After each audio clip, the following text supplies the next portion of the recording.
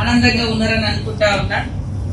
మరి లేదా పిల్లల్ని వదిలేసి 2 days నుంచి ఇక్కడ ఉన్నామనేటువంటి ఏమన్నా భావన ఉన్నా కూడా భవిష్యత్ తరాల కోసం ఒకరోజు పిల్లలతో కుటుంబంతో దూరమైనవని కూడా అనుకోవడానికి అంటే భావించాలని కోరుకుంటూ మరి ఈ యొక్క 2వ రోజు కార్యక్రమాన్ని దిగ్విజయంగా కొనసాగిస్తున్నటువంటి మన సెక్రటరీ అనితా రామచంద్రను మరి మీరు కూడా మీ అనుభవాలను పంచుకున్నారు. సేమ్ టైంలో వేదిక మీద ఉన్నటువంటి వాళ్ళని కూడా ఈ రోజు ఎందుకంటే చైల్డ్ ప్రొటెక్షన్ అదే విధంగా ఉమెన్ సేఫ్టీ ఉమెన్ ఎంపవర్మెంట్ మీద కూడా పనిచేస్తున్నటువంటి తరుణి నుంచి మమతా కూడా చాలా రోజుల నుంచి నాకు పరిచయము.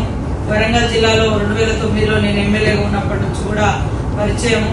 సరే వారు ఆ రోజు ఏ పొజిషన్ ఉన్నారో నాకు తెలియదు, కానీ ఈ మధ్యలో ఒక సందర్భంలో కలిసింది, మేము మిస్ అయినాం ఈ కమిటీలోకి.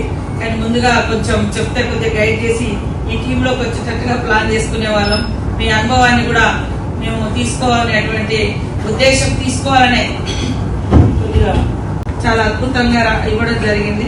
నేను మా సెక్రటరీ గారికి అనిత గారికి వాళ్ళ యొక్క అనుభవాలను అన్నింటినీ బెస్ట్ ప్రాక్టీసెస్ కానీ సజెషన్స్ కానీ మరి ఏవైతే ఇచ్చిండ్రో అవన్నీ ఒక పేపర్ మీద వాళ్ళు మాట్లాడిన రికార్డ్స్ అన్ని తీసుకొని ఒక పేపర్ మీద 1 by 1 రాసి దాంట్లో ఒక మనం డాక్యుమెంట్ లాగా తయారు చేసుకొని మన టార్గెట్ ఏంటిది అనేటువంటి అంశాలు, మనం ఎక్కడ డౌన్ లో ఉన్నాం, ఎక్కడ అప్ లో ఉన్నాం, ఇంకా ఏం చేస్తే బాగుంటది అనేటువంటి అంశాన్ని మనం రివ్యూ పాయింట్ గా కూడా తీసుకుంటే బాగుంటది.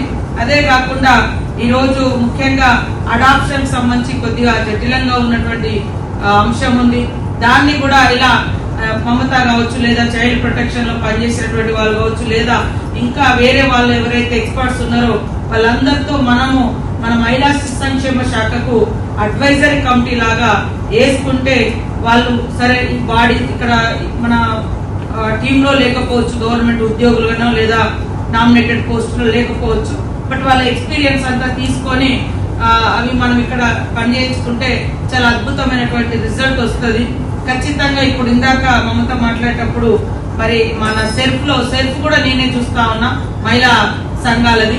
మేము కూడా మహిళా రక్షక టీం వేయాలని అనుకున్నాము. మీరు స్నేహ అనేది ఒకటి చెప్పడం జరిగింది. అట్లనే బాలికల రక్షణ కూడా చాలా అవసరము. అంగన్వాడీ సెంటర్ నుంచి మొదలు పెడితే మరి అత్యున్నతమైనటువంటి స్థాయిలో డిగ్రీ వరకు కూడా చదివేటువంటి పిల్లలతోటి వేయడానికి అవకాశం ఉంటది, లేదా ఇంటర్ చదివేటువంటి వాళ్ళకు అది ఎట్లా అనేది కొంత గైడ్ లైన్స్ రూపొందించి ఇవ్వండి. దాన్ని మనం రాష్ట్ర వ్యాప్తంగా కూడా బాలికల సంరక్షణ అనేటువంటిది మనం తప్పకుండా బాలిక రక్షక దళం